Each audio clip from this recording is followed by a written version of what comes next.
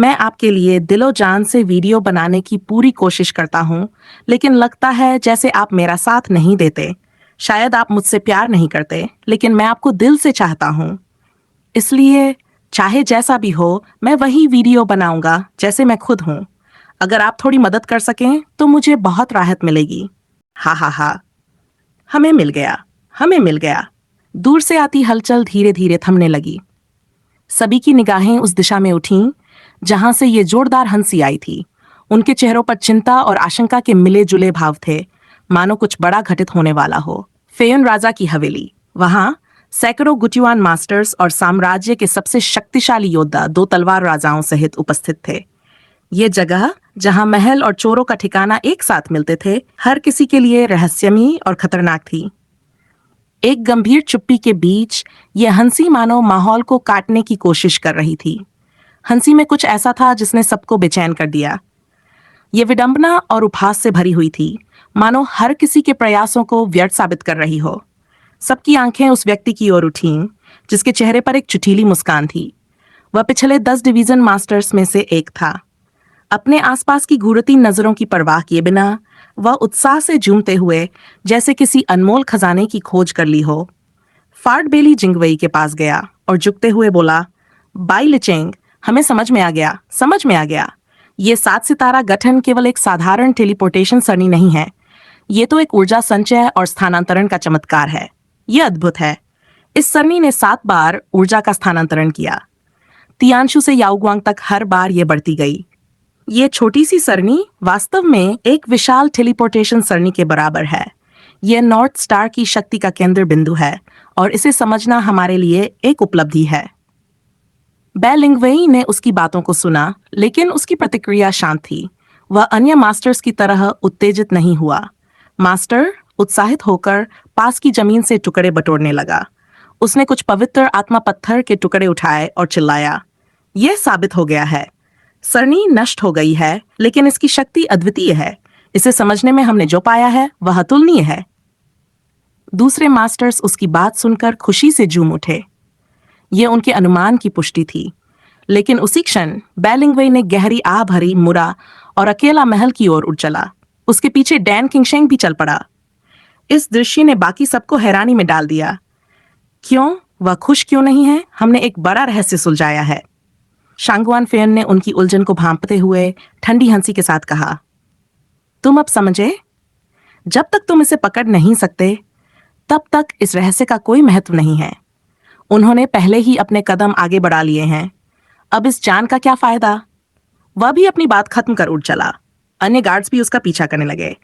जाने से पहले उन्होंने इन 10 मास्टर्स को देखा और हल्के तिरस्कार से मुस्कुराए, मानो कहना चाहते हो, मूर्ख, तुमने सिर्फ समय बर्बाद किया। मास्टर वहीं खड़े रह गए अपनी जगह पर। उन्होंने गहरी सांस ली और कहा, हो सकता है हम उन्हें न पकड़ सके हों, लेकिन जो हमने सीखा है वह अनमोल है। इस स्टार सरणी की कीमत का अंदाजा किसी को नहीं। वे जो सोचें, हम अपने रास्ते पर हैं। अपने सहयोगियों की ओर देखते हुए मास्टर मुस्कुराया और बोला, चलो इसे और गहराई से समझते हैं। इसकी शक्ति का सही उपयोग करें। यह हमारी सफलता की कुंजी हो सकती है। बिल्कुल, हमें खुद को सिद्ध करना होगा। और इस दृढ़ता के साथ उन्होंने उस टूटे हुए सरनी की ओर कदम बढ़ाए, इस विश्वास के साथ कि उनके पास अभी भी बहुत कुछ सीखने और समझने का समय है। साथ ही शिक्षकों के रूप में इन लोगों की एक साझा भाषा है। उन्होंने ज़ुओफैन द्वारा छोड़े गए अवशेषों का अध्ययन शुरू कर दिया, बिल्कुल एक पुरातत्वविद की तरह। उनके चेहरे पर उत्सुकता और सावधानी का मिश्रण था, मानो हर कोने में कोई अनमोल रहस्य छुपा हो। उनके हर कदम में ये डर झलकता था कि कहीं कुछ नष्ट न हो जाए।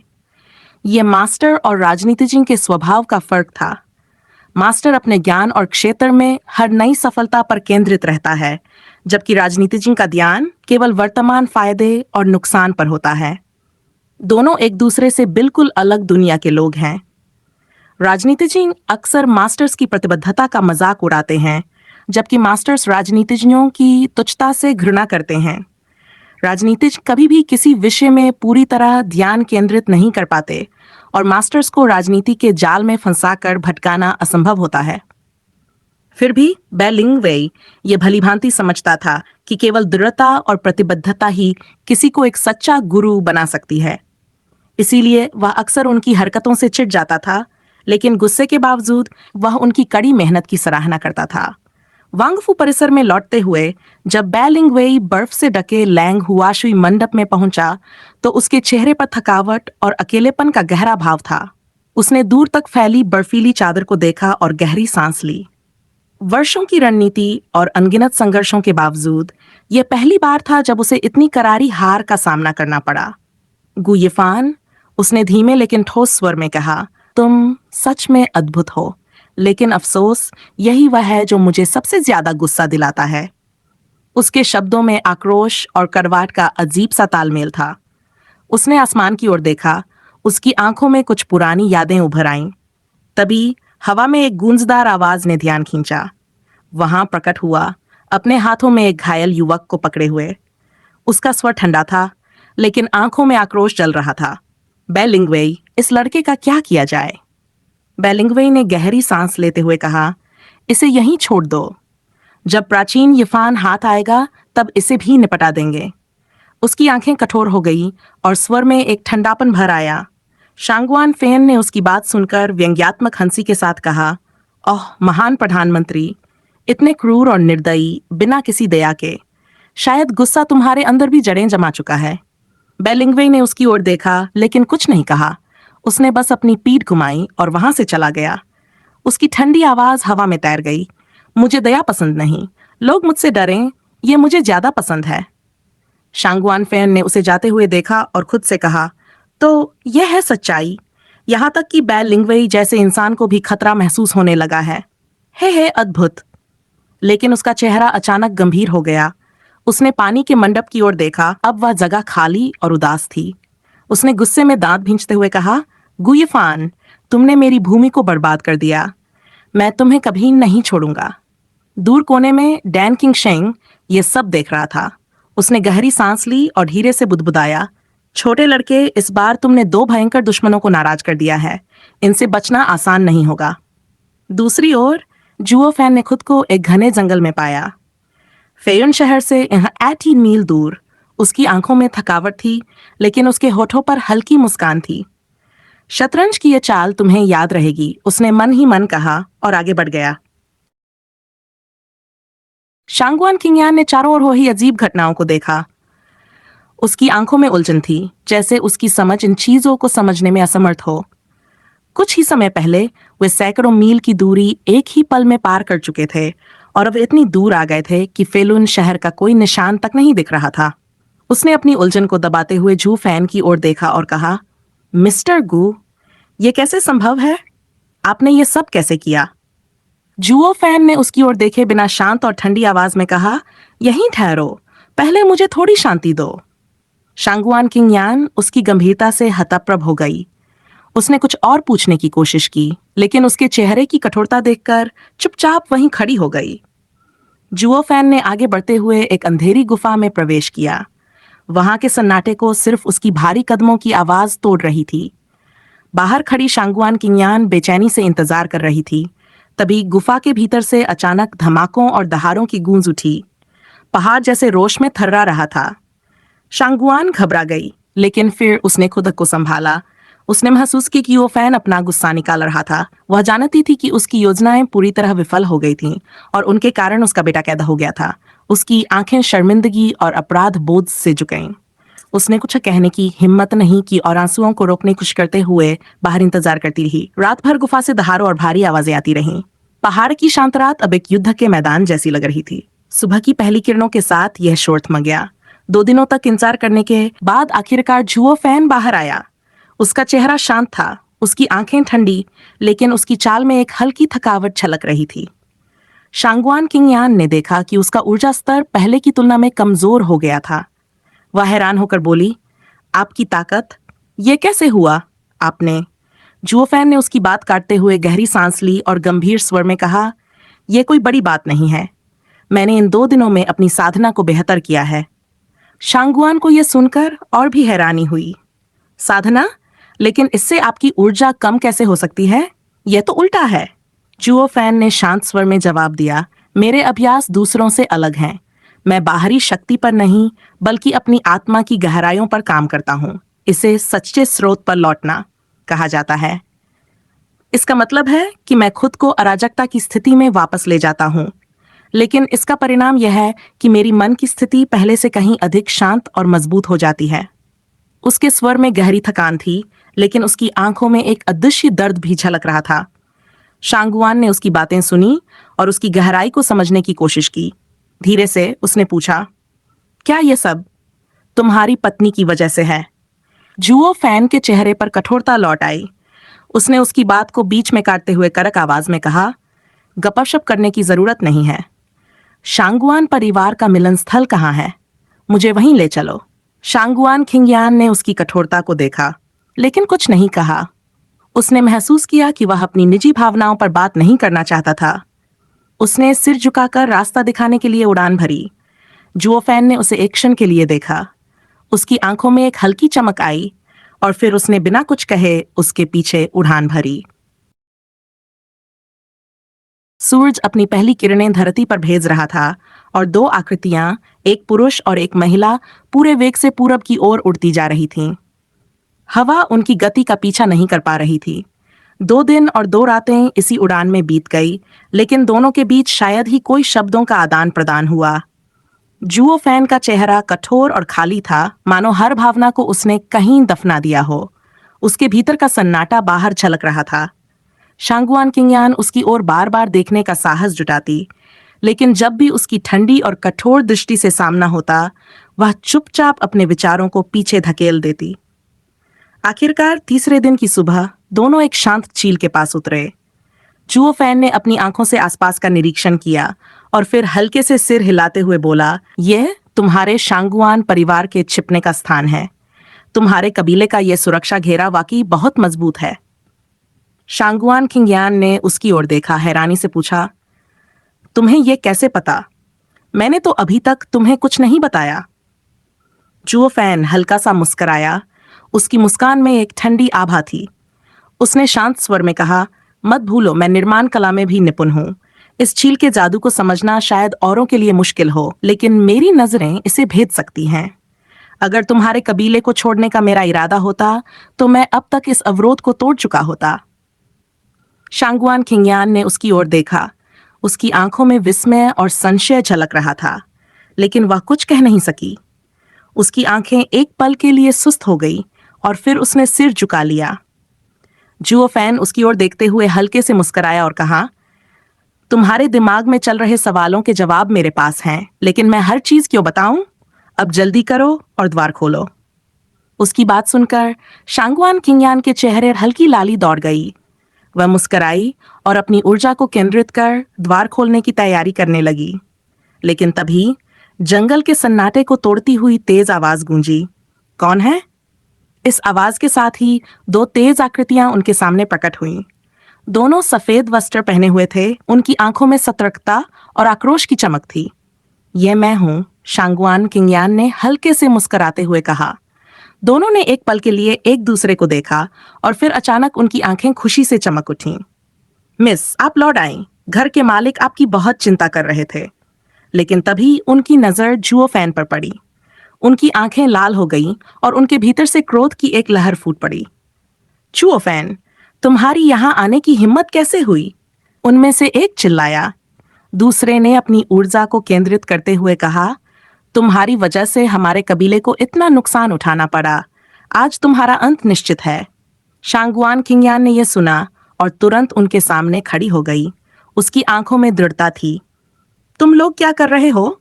जुओ फैन पर हमला करने की हिम्मत भी मत करना। दोनों युवक झिझक गए। उन्होंने उसकी ओर देखा और गुस्से से बोले, मिस, हमें मत रोकिए। यह आदमी हमारे कबीले के लिए खतरा है। हमें इसके गुनाहों का बदला लेना होगा। शांगुआन किंगयान ने उनकी बात सुनी, लेकिन वह टस से मस नहीं हुई। उसकी आवाज कठोर थी। जब तक मैं यहां हूं, जुओ फैन को कोई नुकसान नहीं पहुंचेगा। उनकी आंखों में संकोच था, लेकिन वे और कुछ कहने का साहस नहीं कर सके। जुओ फैन ने यह सब देखा और उसकी ठंडी आंखों में एक हल्की चमक आई। उसने शांगुआन किंगयान की ओर देखते हुए कहा, तुम मुझसे बचकर जाने के लिए कह रही हो, लेकिन मैं तुम्हारे पिता से मिलने आया हूं। जल्दी करो, उन्हें बुलाओ। शांगवान किंगयान ने उसकी ओर देखा। उसकी आंखों में चिंता थी, लेकिन चुओ फैन के दृढ़ शब्दों ने उसे और कुछ कहने नहीं दिया। वह चुपचाप गेट खोलने की ओर बढ़ गई। शांगुआन किंगयान की सांसें तेज हो गई थीं। गुस्से और बेबसी के मिश्रित भावों के साथ उसने जुओ फैन को घूरते हुए कहा, तुम आखिर किस वीरता का दिखावा कर रहे हो? क्या तुम्हें पता भी है कि तुम्हारी वजह से हमारे कबीले को कितना बड़ा नुकसान हुआ है? मेरे पिता कुलपति शांगुआन तुम्हें माफ कर देंगे? लगता है तुम्हें अपनी मौत की कोई परवाह नहीं है। जुओ फैन ने उसकी ओर एक ठंडी और स्थिर नजर डाली और हल्की हंसी के साथ कहा, तुम मिस, तुम्हें अपने पिता को बुलाना चाहिए और मुझे अपराधी मानते हुए सजा दिलवानी चाहिए। तुम यहाँ क्यों खड़ी हो? मुझे रोकने का ये नाटक क्यों कर रही हो? तुम। शांगुआन किंगयान के शब्द गले में अटक गए। उसकी आवाज भारी हो गई और उसकी आंखों में चिंता की झलक थी। वह बेतहाशा चिल्लाई, तुम क्यों इतने जिद्दी हो? क्यों जिद कर रहे हो अपनी जान को जोखिम में डालने की? अगर तुम मारे गए तो मैं। उसकी आवाज टूट गई। जुओ फैन ने एक लंबी सांस ली, जैसे उसके धैर्य की परीक्षा हो रही हो। उसने ठंडे स्वर में कहा, मुझे तुम्हारी चिंता की जरूरत नहीं है। मैं यहां आया हूं तुम्हारे पिता से मिलने। अगर तुम मुझे अंदर जाने नहीं दोगी तो मैं खुद रास्ता बना लूंगा। उसकी आंखों में कठोरता थी और वह कदम बढ़ाने ही वाला था कि शांगुआन किंगयान ने उसके सामने आकर उसे रोक लिया। अगर तुमने ऐसा किया तो स्थिति और बिगड़ जाएगी। ठीक है, मैं हार मानती हूं। तुम्हारी जिद के आगे झुकना ही पड़ेगा। मैं तुम्हें अंदर ले जाऊंगी, लेकिन एक बात याद रखना, यह तुम्हारे लिए आसान नहीं होगा। उसने गहरी सांस ली और असहाय होकर अपना सिर हिलाया। फिर उसने अपने हाथ से कुछ जादुई संकेत बनाए और शांत चील पर इशारा किया। अचानक चील की सतह पर लहरें उठीं और पानी के नीचे से एक गहरी गुफा का द्वार प्रकट हुआ। शांगुआन किंगयान ने पहरेदारों की ओर देखा और कड़े स्वर में कहा, मेरे लौटने तक कुछ मत करना, समझे? दोनों पहरेदारों ने सिर झुकाया और बोले, जैसा आप कहें मिस। संतुष्ट होकर शांगुआन किंगयान गुफा में चली गई, लेकिन चलते चलते उसने पलटकर जुओ फैन की ओर देखा और कहा, मुझे यकीन नहीं है कि यह सब कैसे खत्म होगा, लेकिन सोच लो, अब लौटने का कोई रास्ता नहीं है। जुओ फैन ने उसकी बात का कोई जवाब नहीं दिया। उसकी आंखें ठंडी थीं और उसके चेहरे पर कोई भाव नहीं था। गुफा के भीतर शांगुआन किंगयान ने मुश्किल से कुछ कदम उठाए थे कि गुफा में गश्त कर रहे पहरेदार उसे देखकर चौंक गए। उन्होंने जोर से चिल्लाना शुरू कर दिया, मिस वापस आ गई हैं, मिस वापस आ गई हैं। उनकी आवाज गूंजती हुई गुफा के हर कोने में फैल गई।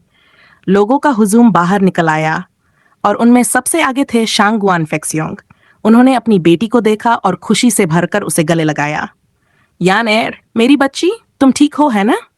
शांगुआन किंगयान ने हल्की मुस्कान के साथ सिर हिलाया और कहा, मैं ठीक हूं पिताजी, आपकी चिंता के लिए धन्यवाद। शांगुआन फेक्सियोंग ने राहत की सांस ली और फिर गंभीर होकर पूछा, लेकिन तुम इतनी देर से क्यों लौटी? और क्या उस आदमी ने तुम्हें कोई नुकसान पहुंचाया? शांगुआन किंगयान ने जल्दी से कहा, नहीं पिताजी, श्री गु ने मेरी जान बचाई। उन्होंने मेरी देखभाल की और मुझे यहां तक सुरक्षित पहुंचाया। यह सुनते ही शांगुआन फेक्सियों की आंखें चौड़ी हो गईं। क्या? उसने तुम्हें वापस भेजा? वह अब कहाँ है? शांगुआन किंगयान ने कुछ कहना चाहा, लेकिन शब्दों ने उसका साथ छोड़ दिया। उसकी चिंता उसके चेहरे पर स्पष्ट थी। शांगुआन किंगयान की हिचकिचाहट स्पष्ट थी। उसकी आंखें संकोच और उलझन में डूबी हुई थीं। वह जुओ फैन के बारे में कुछ सकारात्मक बातें कहकर अपने पिता और परिवार की धारणा बदलना चाहती थी। वह चाहती थी कि सब उसे एक दुश्मन के बजाय संभावित सहयोगी समझें। लेकिन उसके बोलने से पहले ही शांगुआन फेक्सियोंग ने उसे बीच में रोक दिया और गुस्से में पूछा, क्या वह अभी भी यहाँ है या चला गया? बताओ यानेर, तुम उसे कहाँ छोड़ आई हो? शांगुआन किंगयान ने गहरी सांस ली और धीरे से कहा, पिताजी कृपया थोड़ा शांत रहें। अगर आप उससे मिले तो पहले उसकी बात सुनिए। शायद उसके पास अपनी सफाई देने की ठोस वजह हो। उसके शब्द सुनकर शांगुआन फेक्सियोंग की भौहें उन्होंने जल्दी से कहा, तो तुम कहना चाहती हो कि वह अभी भी यहाँ है और वह बाहर इंतजार कर रहा है? शांगुआन किंगयान ने सिर हिलाया और समझाने की कोशिश की, हाँ, वह बाहर इंतजार कर रहा है। लेकिन पिताजी, मैंने पहरेदारों को बता दिया है कि जब तक आप उसे बुलाएं, वह कोई परेशानी नहीं करेगा। लेकिन इससे पहले कि वह अपनी बात पूरी कर पाती, शांगुआन फेक्सियोंग ने अपनी मुट्ठी भींच ली और गंभीरता से कहा, टूट गया। क्या तुमने नहीं देखा? वह कोई आम व्यक्ति नहीं है। उसने हमारे सबसे मजबूत योद्धाओं में से एक को हरा दिया।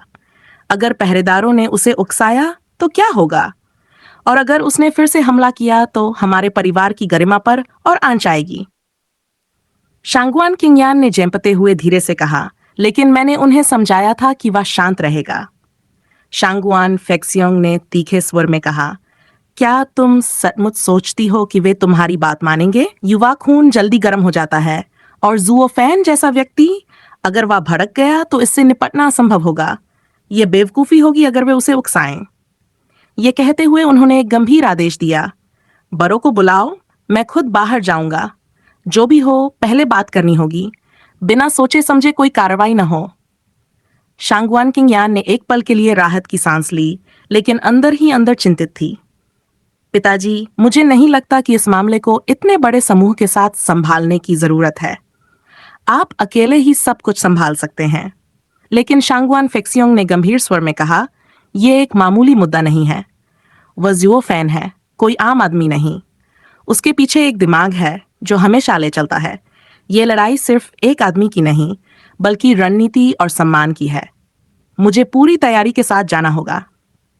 शांगुआन किंगयान ने यह सुनकर निराशा में अपना माथा थपथपाया। पिताजी, आप इसे इतना बड़ा मुद्दा क्यों बना रहे हैं? यह जरूरी नहीं है। वह सिर्फ बात करने आया है, न कि लड़ाई के लिए। लेकिन शांगुआन फेक्सियोंग और उसके साथ चलने वाले बड़ों के लिए यह एक सम्मान और गरिमा का मामला था। उनके चेहरे पर गंभीरता थी और उनकी चाल में दृढ़ निश्चय। जैसे ही पूरा दल बाहर की ओर बढ़ा, गुफा का माहौल और गंभीर हो गया। शांगुआन किंगयान ने एक पल के लिए खुद से कहा, यह सब इतना नाटकीय क्यों हो गया? वह केवल बात करने आया है, लेकिन सभी इसे एक युद्ध की तैयारी की तरह क्यों देख रहे हैं? वह जानती थी कि जुओ फैन कोई साधारण आदमी नहीं है, लेकिन वह उसे परिवार के बाकी लोगों की तरह एक खतरा नहीं मानती थी। शायद वह भी जुओ फैन को गलत समझने की कगार पर थी। लेकिन परिवार के मुखिया और बड़ों के लिए यह एक साधारण मुठभेड़ नहीं थी। उनके लिए यह सम्मान और रणनीति की परीक्षा थी। शांगुआन फेक्सियोंग और उसके साथियों ने जैसे ही जादुई द्वार पार किया, बाहर की स्थिति देखकर उनके चेहरे पर गंभीरता छा गई। जुओ फैन वहां घास पर खड़ा था, उसकी मुद्रा शांत और निर्लिप्त, मानो आसपास का माहौल उसके लिए कोई मायने नहीं रखता।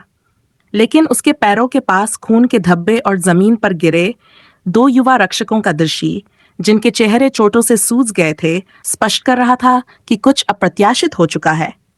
क्या तुम ठीक हो? शांगुआन के एक बुजुर्ग ने गुस्से में दहाड़ा। घायल रक्षकों की हालत देखकर उनकी आंखों में गुस्से और चिंता का मिश्रण था। उन्होंने अपने क्रोध को संयमित करने की कोशिश की, लेकिन यह स्पष्ट था कि वह नियंत्रण खोने की कगार पर थे। जुओ फैन ने उनकी प्रतिक्रिया को नजरअंदाज करते हुए हल्के से हंसते हुए कहा, आपके लोग उत्साही थे। मैंने केवल खुद को बचाया। मुझे उम्मीद है कि आप इसे व्यक्तिगत नहीं लेंगे। शांगुआन फेक्सियोंग ने गुस्से में जुओ फैन की ओर देखा और सख्त स्वर में कहा, तुमने हमारे शिष्यों को घायल किया और अब इसे मामूली कह रहे हो? तुम यहाँ क्या करने आए हो, गुयिफान? और अब इस बार तुम क्या चाल चलने की कोशिश कर रहे हो? जुओ फैन ने ठंडेपन से मुस्कुराते हुए जवाब दिया, चाल? मास्टर शांगुआन, मुझे आपकी बुद्धिमत्ता पर शक नहीं है, लेकिन कभी कभी हर कदम चाल नहीं होता।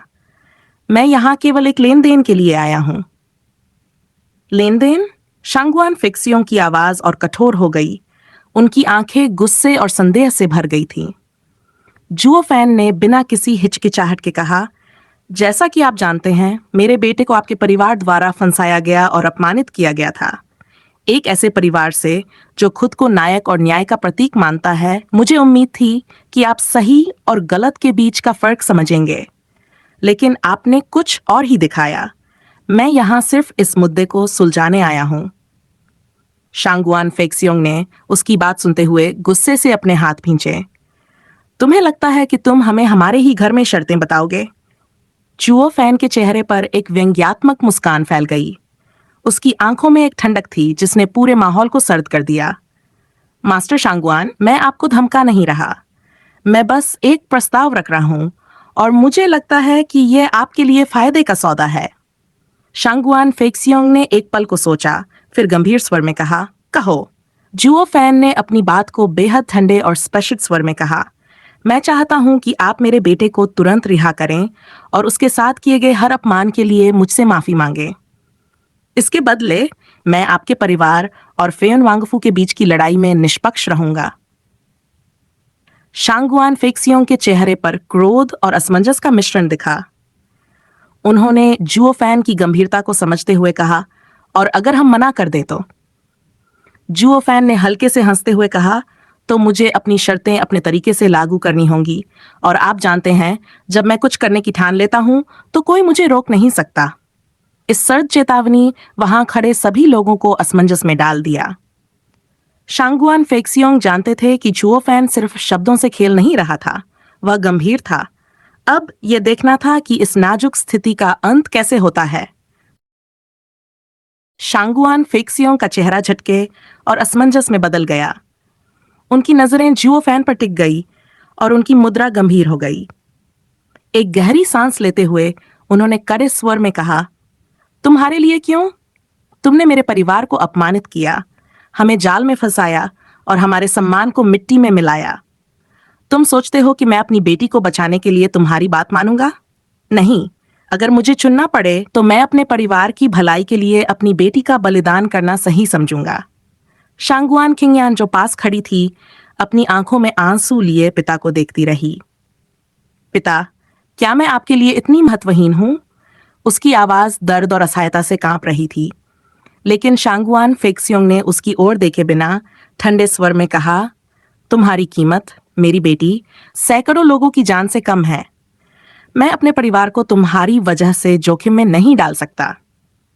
चुओ फैन यह सब देख रहा था।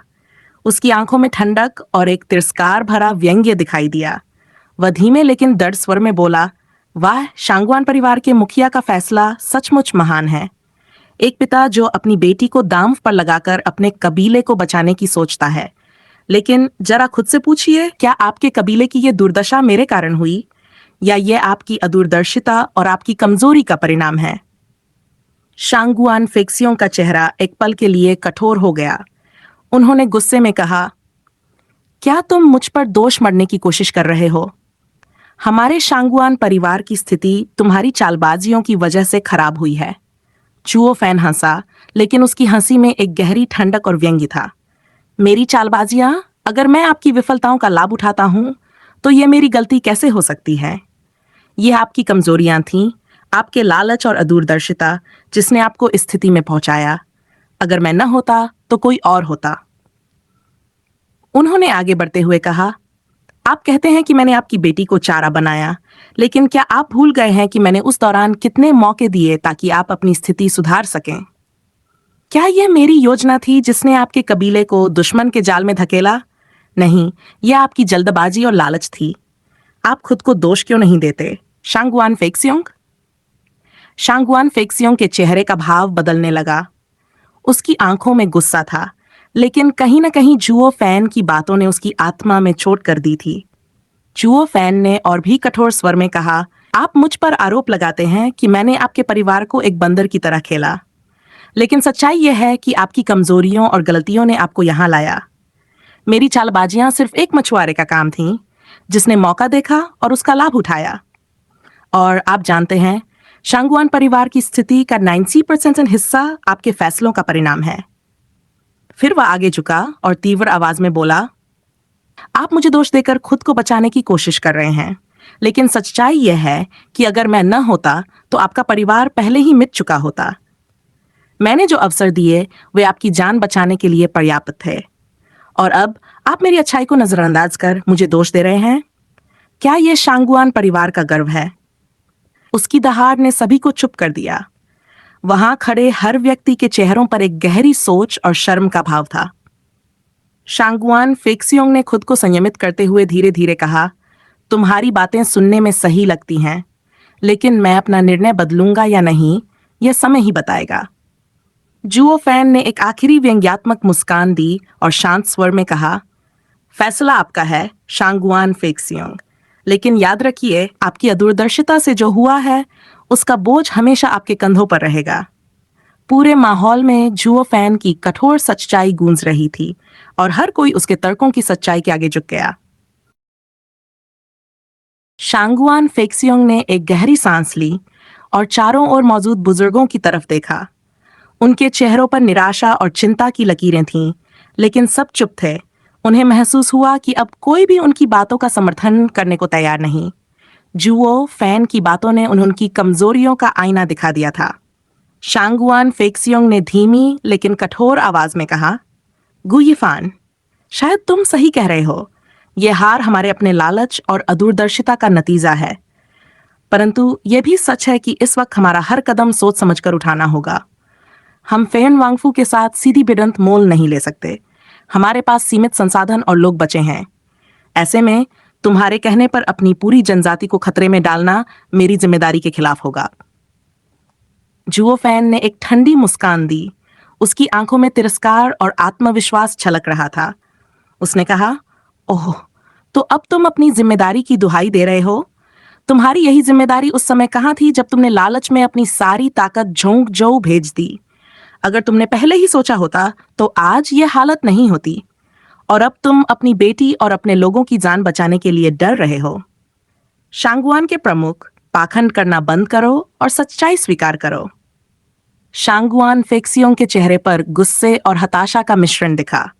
उन्होंने जुओ फैन की बात काटते हुए कहा, तुम्हारे शब्दों में सच्चाई हो सकती है, लेकिन यह आसान नहीं है।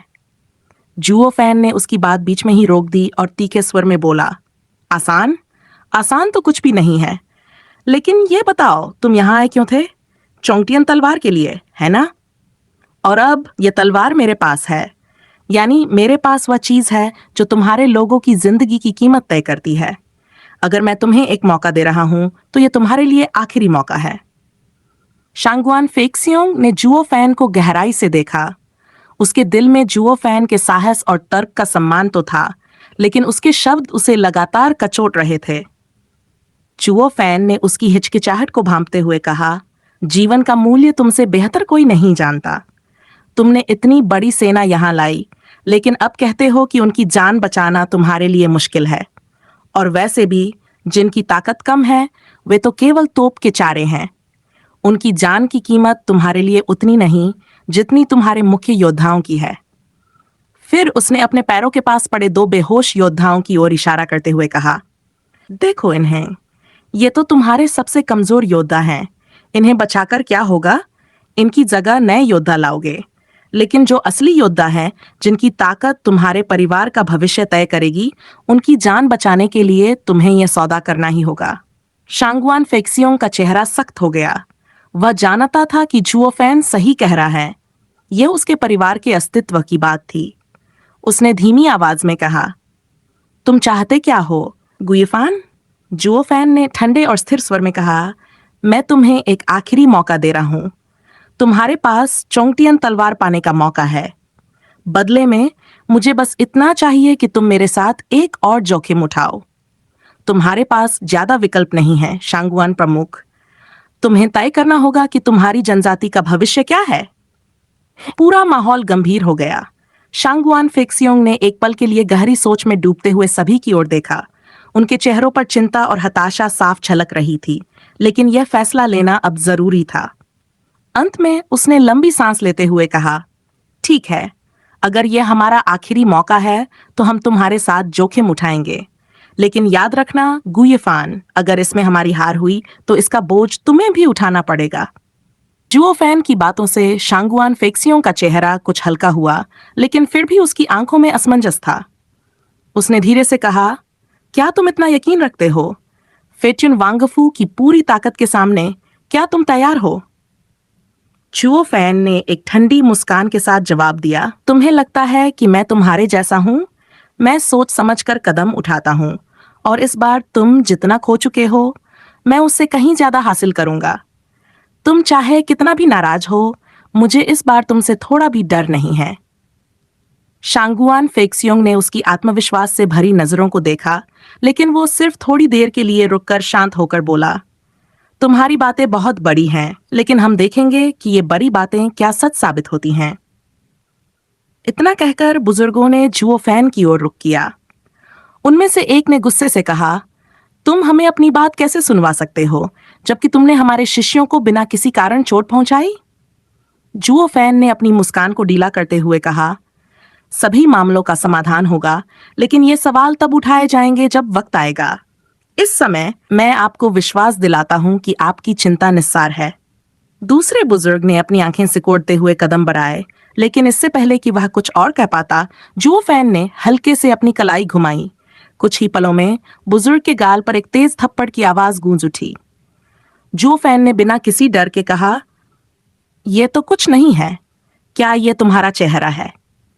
सभी लोग एक पल के लिए चुप हो गए और बुजुर्ग का चेहरा संकुचित हो गया। दूसरे बुजुर्ग ने गहरी सांस ली, लेकिन वह अपनी क्रोध को काबू में नहीं रख सका। तुम्हारी इतनी हिम्मत, तुम सोचते हो कि तुम्हारे छोटे से कदम से हम डर जाएंगे? जुओ फैन ने बिना किसी घबराहट के कहा, हिम्मत? देखो, तुम भूल रहे हो कि चोंगटियन तलवार अब मेरे हाथों में है। अगर तुम मुझसे लड़ने की सोच भी रहे हो, तो तुम्हें पहले लाओ त्सु को मात देनी होगी। बुजुर्ग ने उसकी बातों पर गंभीरता से विचार किया और धीरे से अपने कदम वापस खींचे। जुओ फैन की शांति ने उसे सोचने पर मजबूर कर दिया। उसके बाद उसने धीमी आवाज में कहा, तुम सही हो, इस वक्त तुमसे भिड़ना ठीक नहीं होगा, लेकिन याद रखना, तुम्हारी बहादुरी एक दिन तुम्हारे लिए भारी पड़ सकती है। जुओ फैन ने हल्की मुस्कान के साथ उत्तर दिया, हम देखेंगे वरिच, लेकिन अभी के लिए हमें केवल एक दूसरे की क्षमता पर विश्वास रखना चाहिए। इस वक्त दोनों बुजुर्ग समझ गए कि जुओ फैन न केवल एक तर्कशील व्यक्ति है, बल्कि उसके पास आत्मविश्वास और भविष्य को लेकर दृष्टिकोण है, जिसे नजरअंदाज करना आसान नहीं था। सभी के दिलों में अनिश्चितता और मिश्रित भावनाएं थीं। चीख! जुओ फैन पर वार करने वाले बुजुर्ग का हाथ अचानक हवा में रुक गया, जैसे वह अपने कदमों पर ठहर गया हो। उसका हाथ हल्का हल्का हिलने लगा और उसकी आंखों में गुस्से के साथ निराशा भी थी। उसने जुओ फैन की सुस्त और शांत मुद्रा को घूरते हुए देखा और उसके दिल में एक अजीब सा संकोच पैदा हुआ। उस गुस्से के बावजूद वह अपने आप को शांत करने की कोशिश करता रहा।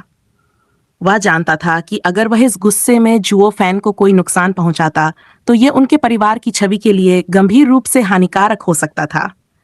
वह सोचने लगा, अगर मैंने इस बच्चे को मार डाला और पारिवारिक कार्यक्रम को छोड़ दिया, तो क्या मैं एक पापी नहीं बन जाऊंगा? अचानक दूसरे बुजुर्ग का संकोच और बढ़ गया और उसका शरीर और भी सिकुड़ने लगा।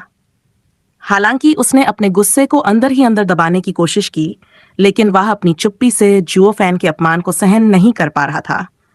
उसने अंत में खुद को काबू में रखा, दांत भींचते हुए कहा, बदतमीज लड़के, मुझे लगता है अगर ये पारिवारिक मुद्दे न होते तो।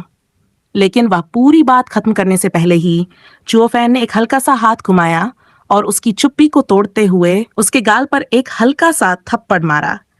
एक ठंडी हंसी के साथ जुओ फैन ने कहा, क्या तुम्हें कुछ कहना था? पुरानी बातें और बड़ों पर भरोसा मत करो। लाओ त्सु ने तुम्हारी जिंदगी को पूरी तरह बदल दिया। तुम इस सब के लिए यहां नहीं आए थे, तो अब तुम हमारे बारे में क्या कह सकते हो? दूसरे बुजुर्ग का चेहरा पूरी तरह से लाल हो गया और उसकी आंखें फटी हुई थीं, लेकिन वह कुछ बोल नहीं पाया। उसकी नाक से हल्की सी सांस निकल रही थी और वह खुद को संभालने की कोशिश कर रहा था। उसने गुस्से से अपने हाथ में जोर से इशारा किया, लेकिन वह अपने शब्दों में फंस गया। उसका गुस्सा बढ़ रहा था, लेकिन यह इतना तीव्र था कि वह अपनी बात खत्म नहीं कर पा रहा था। जुओ फैन की तीव्रता और चतुराई ने उसे अंदर से हिला दिया था और उसका आत्मविश्वास पूरी तरह से टूट गया था। तुम! उसकी आवाज में हल्का सा कांप था और वह शब्दों को निकालने की कोशिश कर रहा था, लेकिन कोई शब्द उसके मुंह से नहीं निकल रहे थे। शांगुआन खिंगयान और बाकी सभी लोग इस दृश्य को देखकर अवाक रह गए। बुजुर्ग जो हमेशा सख्त और गर्म मिजाज होते थे, आज एक छोटे लड़के से इतनी आसानी से हार गए। ये कैसे संभव था? कभी वह बुजुर्गों के सामने एक मजबूत और अपराजेय शक्ति होते थे, और आज वही बुजुर्ग खुद को एक बच्चे के सामने पराजित महसूस कर रहे थे। ये दृश्य किसी के लिए भी चौंकाने वाला था। जुओ फैन ने एक नजर में महसूस किया कि अब उसका काम हो गया। वह गुफा के प्रवेश द्वार की ओर बढ़ते हुए हल्के कदमों से बोला, मैं अंदर जाऊंगा, कुछ लोगों को चुनूंगा और फिर कार्रवाई शुरू करूंगा। शब्दों के साथ ही उसकी छाया अंधेरे में खो गई। वह बिना किसी डर के आगे बढ़ा, जैसे उसने पहले ही सब कुछ नियंत्रित कर लिया हो। इस दृश्य को देख रहे सभी लोग चुपचाप रह गए। शांगुआन फेक्सियोंग ने सोचा, यह बच्चा न केवल बहादुर है, बल्कि इसका दिमाग भी बेहद तेज है। वह हमें डराने की बजाय हमारे दिलों में भय बैठा रहा है। वहीं शांगुआन किंगयान की आंखों में भी एक अजीब सी अनुभूति जागी। वह पहले समझ नहीं पा रही थी, लेकिन अब वह महसूस कर रही थी कि वह इस लड़के की ताकत को नजरअंदाज नहीं कर सकती। उसके मन में एक चुपचाप और गहरी चिंता थी, जैसे वह किसी भारी बोझ को उठाए हुए हो।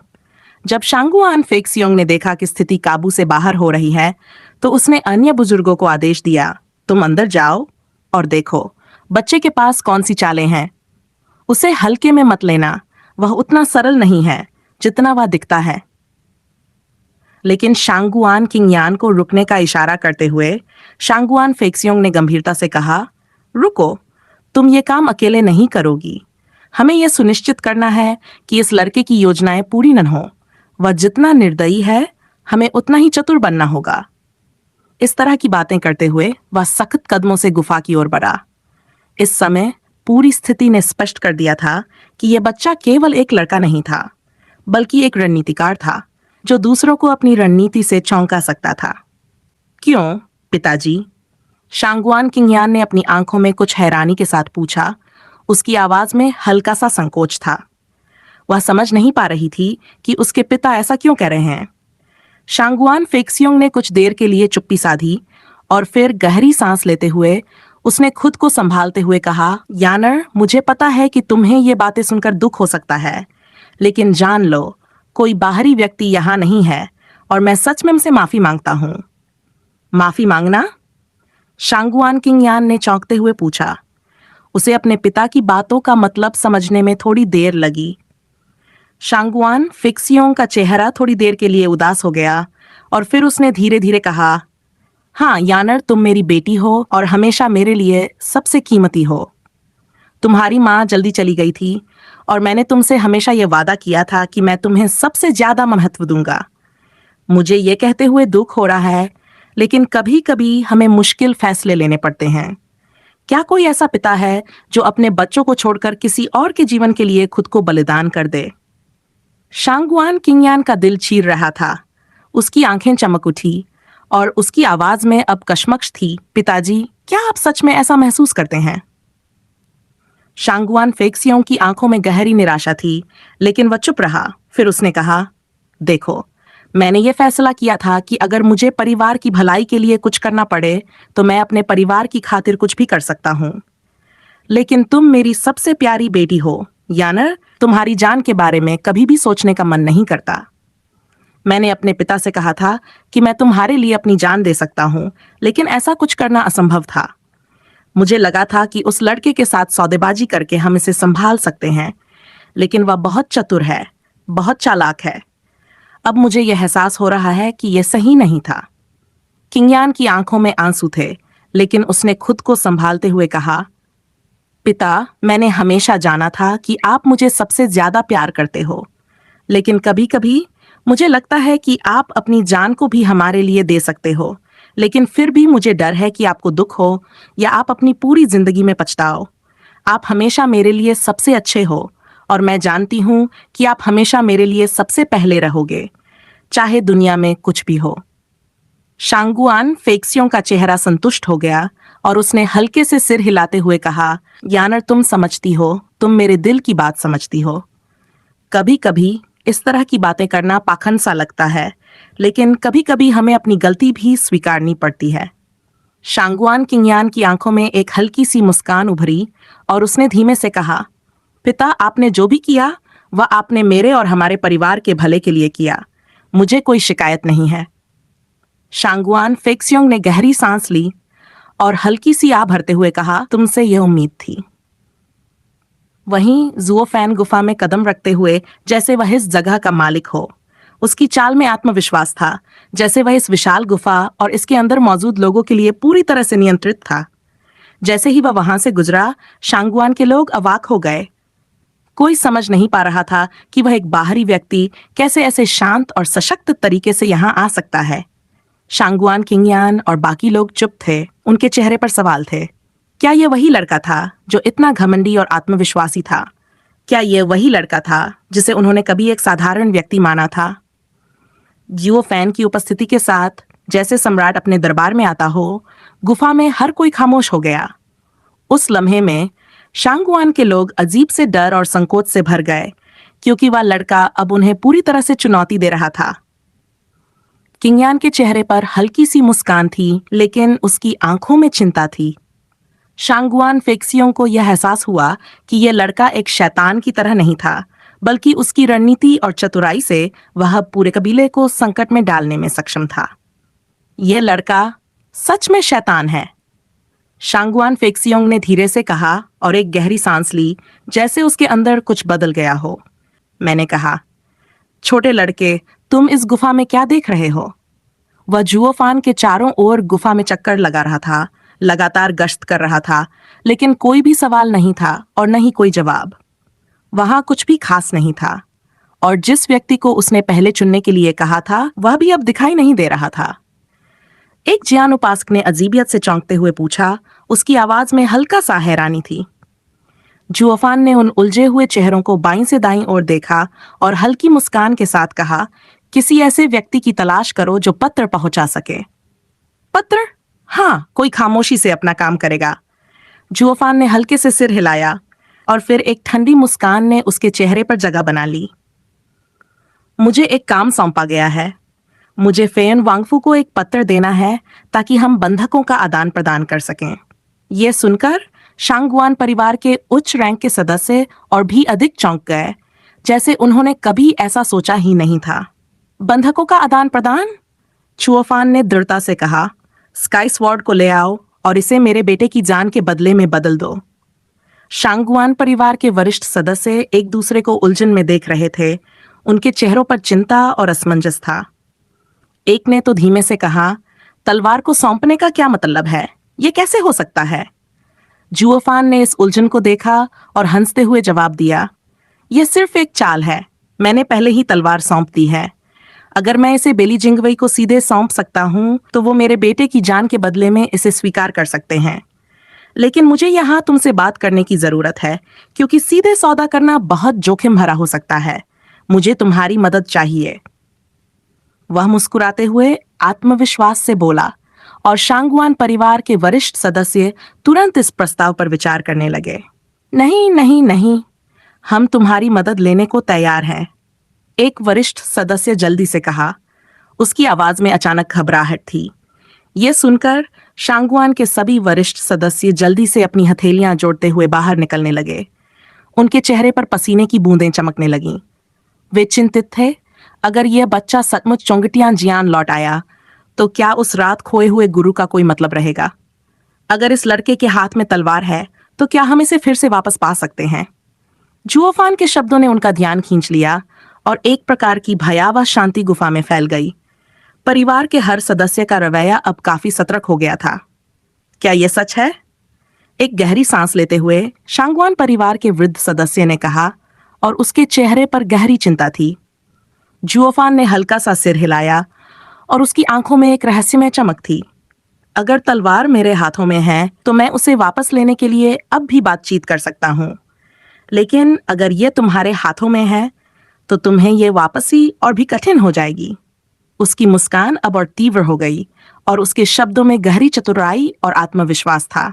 शांगुआन परिवार के सभी सदस्य एक बार फिर घबराए हुए थे। वे नहीं जानते थे कि इस युवक के दिमाग में क्या चल रहा था, और अब उनकी पूरी स्थिति असहज हो गई थी। उनकी घबराहट और असमंजस को देखते हुए जुओफान ने अपनी नजरें आकाश की ओर घुमाई और फिर कहा, क्या यहाँ आत्मा पिघलने वाले क्षेत्र के शिष्य नहीं हैं? छोटे आदमी, यहाँ केवल 3 या 2 शिष्य हैं जो आत्मा पिघलने वाले क्षेत्र से बाहर निकल सकते हैं, एक भक्ति ने जवाब दिया। लेकिन फिर उसकी आंखों में एक सवाल था, क्या आप आत्मा पिघलने वाले क्षेत्र के शिष्य की तलाश कर रहे हैं? अगर ये सिर्फ एक पत्र है तो आपको कोई खास साधना की आवश्यकता नहीं होनी चाहिए। जुओफान ने सिर झुकाते हुए अपनी चुप्पी तोड़ी और फिर उकसाते हुए कहा, यह सिर्फ एक पत्र नहीं है।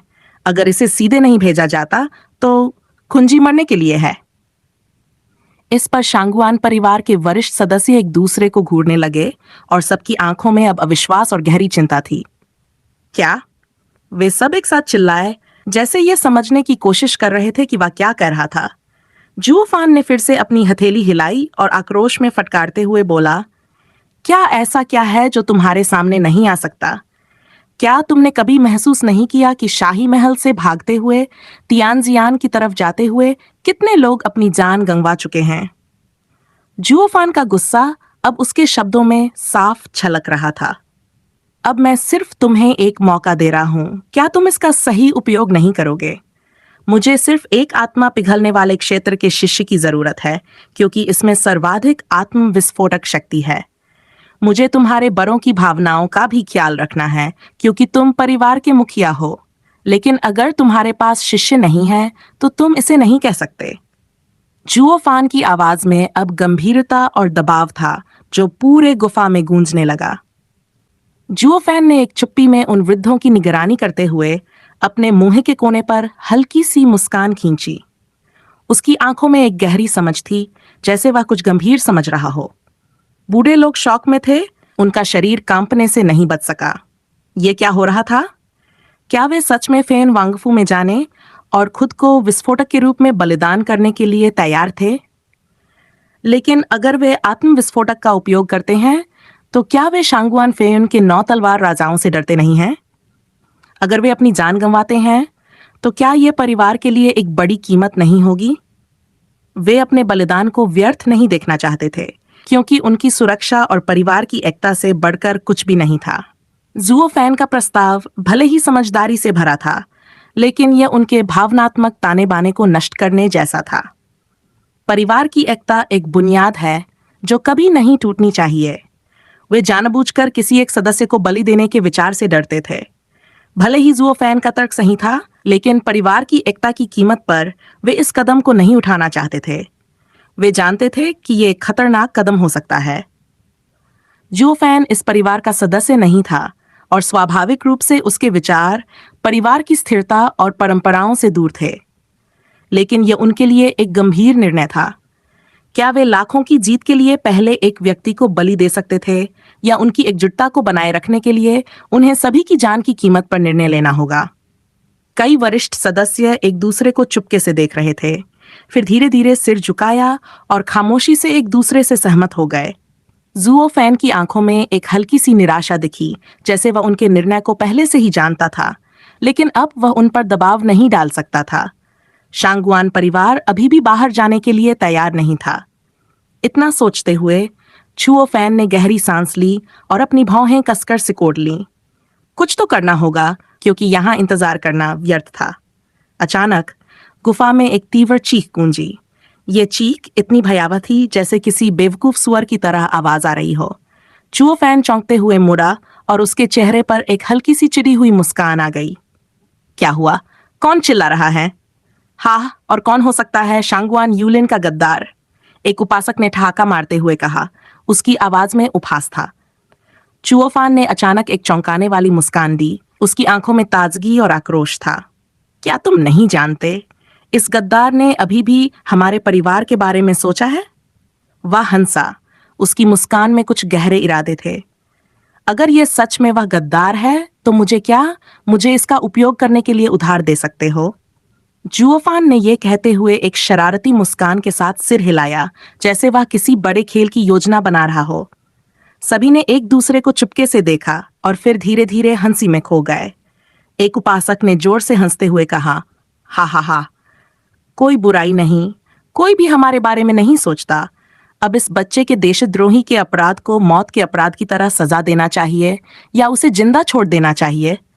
श्री गु ने तो हमें बताया था कि तलवार वापस करने के लिए अपनी जान की कीमत चुकानी होगी, तो इसे लौटाने का यही तरीका होगा।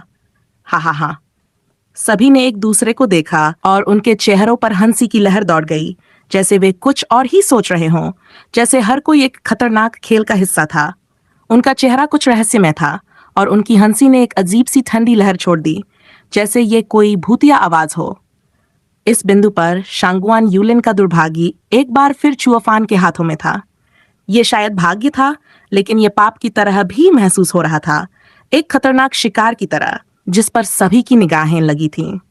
जुओफान के मुंह के कोने में हल्की सी मुस्कान थी और उसने शांगुआन परिवार के सभी वरिष्ठों को एक बार फिर देखा। एक हल्की सी शरारत उसके चेहरे पर थी, जैसे वह पूरे परिवार के खेल में माहिर हो।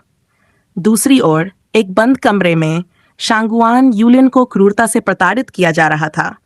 उसे एक ठोस पत्थर के खंभे से मजबूती से बांध दिया गया था, जैसे कोई भी उसकी स्थिति पर तवज्जो देने वाला न हो। उसका शरीर कांप रहा था, उसकी आंखों में डर था, लेकिन अब वह कुछ भी नहीं कर सकता था। उसकी किस्मत इस समय पूरी तरह से जुओफान के हाथों में थी। एक बूढ़ा कालाहू अपने मजबूत हाथों से शांगुआन यूलिन के कंधों को कसकर पकड़ रहा था। उसकी आंखों में एक बर्फीली तेज चमक थी और उसके शरीर में घबराहट के साथ दर्द की लहर दौड़ रही थी। हर हड्डी और नस में एक तीव्र असहनीय दर्द महसूस हो रहा था, जो उसे चिल्लाने पर मजबूर कर रहा था, जैसे किसी घातक आघात से जूझ रहा हो। उसकी आवाज कठोर और ठंडी थी, जैसे एक पुराना युद्ध और शक्ति का जीवित उदाहरण, और उसने शांगुआन यूलिन से पूछा, कहो, तुमने शांगुआन फेल्युन से और क्या कहा था? क्या तुम हमें यह किला जानते हो? छह बुजुर्ग, कृपया मुझे माफ करें। शांगुआन यूलिन की आंखों में आंसू थे और वह गहरी पीड़ा में बुरी तरह कांपते हुए बोला। उसकी आवाज में एक निराशा थी, जैसे वह पूरी तरह टूट चुका हो। आपने इस सवाल को 8 बार से ज्यादा पूछा है और मैंने आपको पहले ही बता दिया है। शांगुआन फेल्युन सिर्फ आपसे छुटकारा पाना चाहते हैं, वे हमें खत्म नहीं करना चाहते। मुझे उस जगह के बारे में नहीं पता और मुझे कभी भी डोंगजो के बारे में नहीं पूछा गया। बस माफ कीजिए, मैं और कुछ नहीं कह सकता। बूढ़े काले हू की भौहें थोड़ी सी सिकुड़ गई और उसकी आंखों में गहरी थकान थी, जो फिर से आक्रोश में बदलने लगी।